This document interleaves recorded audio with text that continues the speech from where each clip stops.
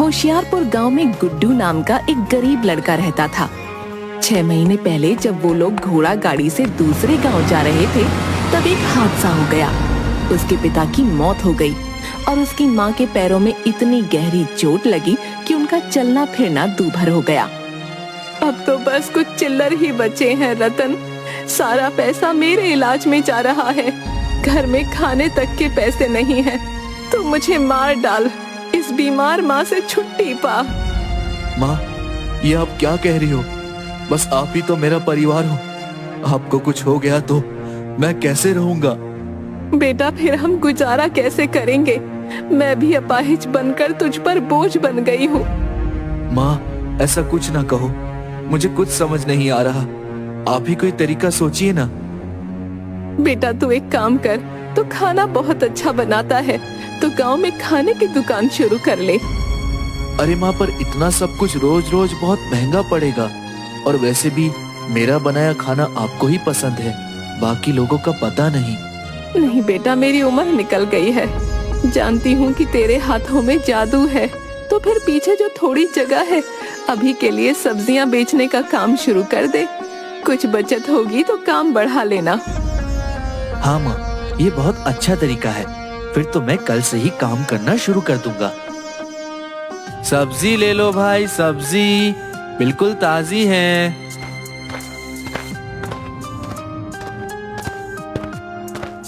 हाँ बेटा गुड्डू, आज तो मुझे 1 किलो सीताफल कर दो। बहुत मन है, आज तो सांभर बनाऊंगी। हाँ। अरे वाह अम्मा जी, फिर तो जरूर आऊंगा आपके पास सांभर खाने। ये लीजिए आपका सीताफल। ला बेटा। धन्यवाद। सब्जी बेचकर गुड्डू के पास जो भी पैसे आते, उन पैसों से गुड्डू के घर का खर्च निकल जाता। एक दिन सुबह सुबह गुड्डू सब्जी बेचने निकल ही रहा था। माँ, मैं सब्जी बेचने जा रहा हूँ। मैंने आपके लिए खाना बना दिया है और मैं जल्दी ही आ जाऊंगा। बेटा, आज मेरे पैर और कमर में बहुत जोरों का दर्द हो रहा है। मुझे लगता है कि आज तो बड़े वैद्य जी के पास चलना ही पड़ेगा। ठीक है माँ, मैं तुम्हें ले चलता हूँ। पर बेटा, वो इलाज के लिए तो बहुत ज्यादा पैसे मांगेंगे।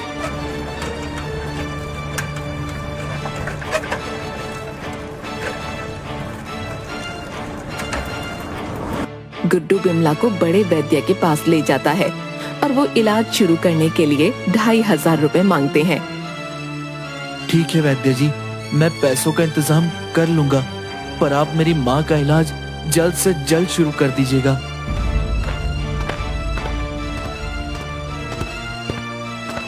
गुड्डू गांव के मुखिया के पास जाता है। मुखिया जी, मेरी माँ के इलाज के लिए कुछ पैसों की जरूरत थी।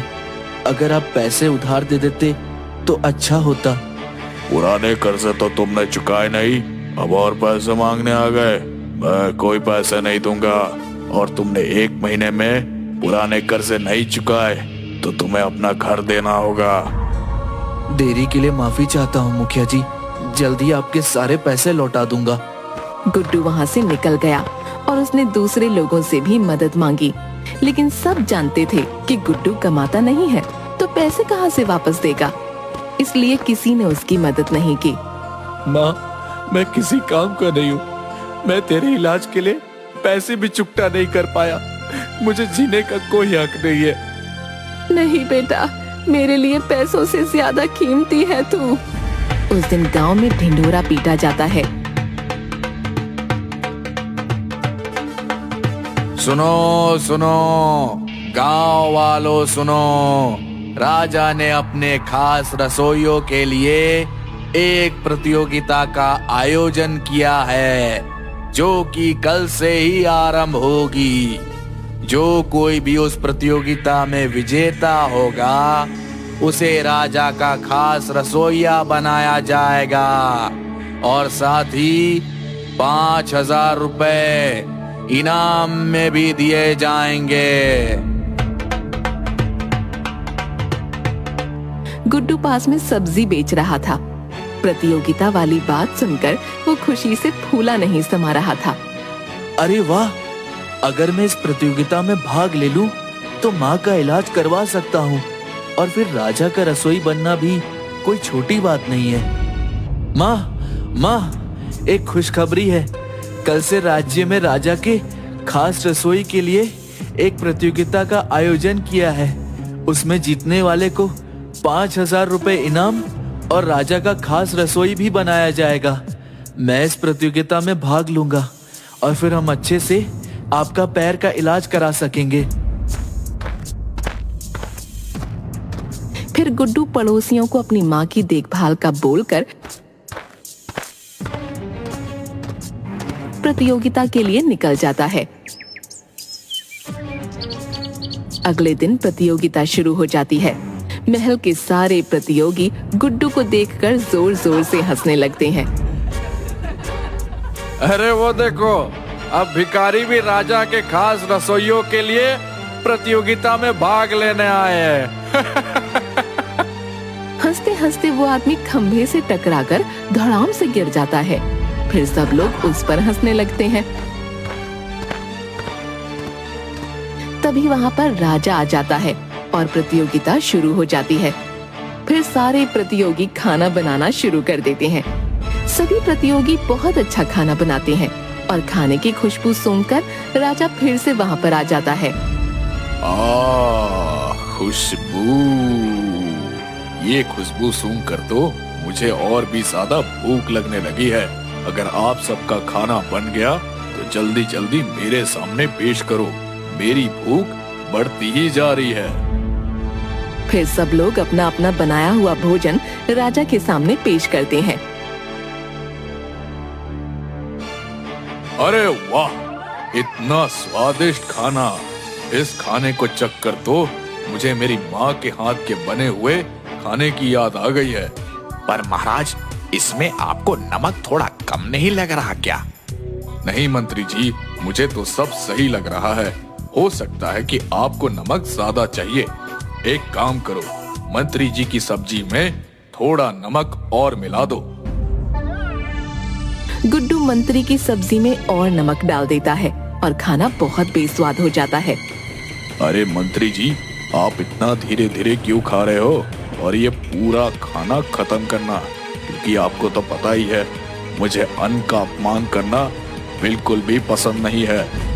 मंत्री को फिर जबरदस्ती पूरा खाना खत्म करना पड़ता है। फिर राजा भोजन चखकर जिसने अच्छा भोजन बनाया होता है सिर्फ उसे ही प्रतियोगिता में आगे बढ़ने के लिए कहता है और बाकियों को वहाँ से निकाल देता है। मंत्री जी, मैं बाकी सबसे तो निपट लूंगा, लेकिन ये जो भिखारी है इसे कैसे निपटाऊं? तुम फिक्र मत करो, इसको तो हम डरा धमका कर यहाँ से भगा देंगे। ए भिखारी! जी मंत्री जी। चल निकल जाए यहाँ से और वापस दिखाई भी मत पड़ना, और इस प्रतियोगिता से अपना नाम भी वापस ले ले। नहीं सरकार, मैं अपना नाम वापस नहीं ले सकता। मुझे प्रतियोगिता के पैसे से अपनी माँ का इलाज करवाना है। तू मुझे बता कि तुझे कितने पैसे चाहिए, मैं तुझे माला माल कर दूंगा, पर इस प्रतियोगिता से अपना नाम वापस ले ले। नहीं सरकार, मैं अपनी माँ से वादा करके आया हूँ और मुझे मुफ्त के पैसे नहीं चाहिए। अब तो चाहे जो हो जाए, मैं अपना नाम वापस नहीं लूंगा। मंत्री ये बात जाकर हरिया को बताता है। ठीक है, आप बस किसी तरह मुझे सुबह सुबह रसोई के अंदर ले चलना, बाकी सब मैं कर लूंगा। मंत्री सुबह रसोई के पहरेदार से बातचीत करता है और इतने में हरिया चुपके से अंदर जाकर गुड्डू का पूरा सामान तहस नहस कर देता है और तभी उसके हाथ से एक मसाले का डिब्बा गिर जाता है। आवाज सुनकर कोई अंदर ना जाए, वो तुरंत डिब्बा बंद करके छिप जाता है और फिर मंत्री की मदद से बाहर आ जाता है। प्रतियोगियों, आज मुझे कुछ अच्छा और कुछ अलग खाना खाने का मन कर रहा है। देखते हैं आप सभी में से कौन मेरी भूख को शांत कर पाएगा। महाराज, आप देखना, मैं ही आपकी भूख को शांत करके आपका खास रसोइया बनूंगा। वो तो खाना चखने के बाद ही पता लगेगा। अरे, मेरी सारी सब्जियां और मेरा सारा मसाला कहाँ गया? अब मैं क्या करूंगा? अब मैं खाना कैसे बनाऊंगा? ये कौन हो सकता है जिसने मेरे पास से सब्जियां और मसाला चुरा लिया? अगर मैं हार गया तो माँ को क्या जवाब दूंगा? उनका इलाज कैसे कराऊंगा? अरे महाराज भी आने वाले हैं, मैं क्या करूं? वो बाकी लोगों से थोड़ा थोड़ा सामान मांगता है, लेकिन कोई उसे कुछ नहीं देता। आखिर में गुड्डू अपनी बिखरी हुई सब्जी देखता है और उसे याद आता है कि उसकी माँ ने एक ऐसी ही कम सब्जी से एक बढ़िया बिरयानी बनानी सिखाई थी। कुछ देर में गुड्डू बची हुई सब्जी और माँ के दिए खास मसाले से बिरयानी बनाकर तैयार कर लेता है। दूसरी तरफ हरिया गुड्डू के मसाले का इस्तेमाल करके बहुत अच्छा भोजन तैयार कर लेता है। राजा खाना खाने के लिए आता है। हाँ तो बताइए, आपने क्या बनाया है? महाराज, मैंने आपके लिए रस मलाई बनाई है, आप पहले इसे चखिए। फिर राजा बारी बारी करके सभी के पकवान चखता है। हाँ तो मैंने सबका भोजन चख लिया है, अब तुम्हारी बारी है। हाँ तो तुमने क्या बनाया है? महाराज, मैंने आपके लिए बिरयानी बनाई है। और राजा के सामने पेश कर देता है। इसकी तो खुशबू नहीं, मेरा दिल खुश कर दिया है। मैं जल्दी में चख कर देखता हूँ कि बिरयानी बनी कैसे है। हाँ तो अब मैं विजेता घोषित कर सकता हूँ। मुझे इन सब में से हरिया के हाथ का बनाया भोजन बहुत ही ज्यादा स्वादिष्ट लगा है। अचानक राजा के पेट में बहुत जोर का दर्द होने लगता है। अरे ये मेरे पेट में दर्द क्यों हो रहा है? अरे राम जी बचाओ! हाय मर गया, ये कैसा दर्द है? अरे महाराज, क्या हुआ आपको? पता नहीं महामंत्री, अचानक मेरे पेट में बहुत जोर से दर्द होने लग गया है। आप इतना खाना खाओगे तो पेट में तो दर्द होगा ही। क्या क्या कहा नमक हराम? मैं रोज इतना खाना खाता हूँ। मेरा मतलब है कि हो सकता है कि आपके खाने में कुछ ऐसा गया हो जिससे आपके पेट में दर्द हो रहा है।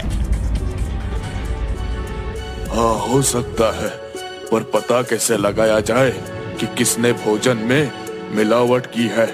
महाराज, महाराज, मैं पता लगा सकता हूँ। पर कैसे?